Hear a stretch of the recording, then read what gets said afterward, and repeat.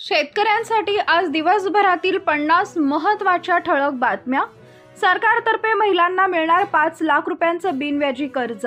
केंद्र सरकारची लखपती दीदी या योजनेच्या माध्यमातून महिलांना 5 लाख रुपयांपर्यंत आर्थिक मदत केली जाते। ज्या महिलांचं कुटुंबाचं वार्षिक उत्पन्न 3 लाख रुपयांपेक्षा कमी आहे अशा महिला अर्ज करण्यासाठी पात्र आहेत। बॉयफ्रेंड सोबत पळून गेली म्हणून बापानंच मुलीला संपवलं, घरातल्या बाथरूममध्ये लपवला मृतदेह।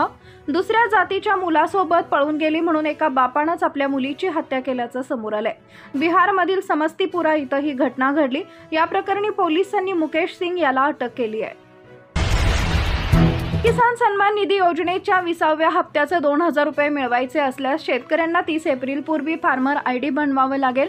पीएम किसान सन्मान निधी योजनेचे पैसे ज्या शेतकऱ्यांकडे फार्मर आयडी आहे त्यांना पाठवले जाणार आहेत, हे सरकारने स्पष्ट केले। त्यामुळे शेतकऱ्यांनी फार्मर आयडी काढला नाही तर त्यांना पीएम किसानचे पैसे मिळू शकत नाहीत।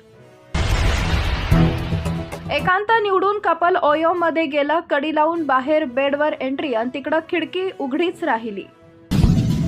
लोणी काळभोर इथं गुरुवार दिनांक 10 रोजी सायंकाळी 5 वाजेच्या सुमारास वादळी वाऱ्यासह आलेल्या गारांच्या जोरदार पावसानं शेतकऱ्यांचं मोठं नुकसान केलंय।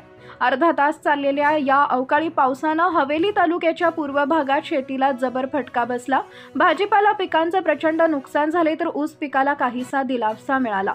शेतात पाणी साठल्यानं शेतकऱ्यांची चिंता वाढली आहे।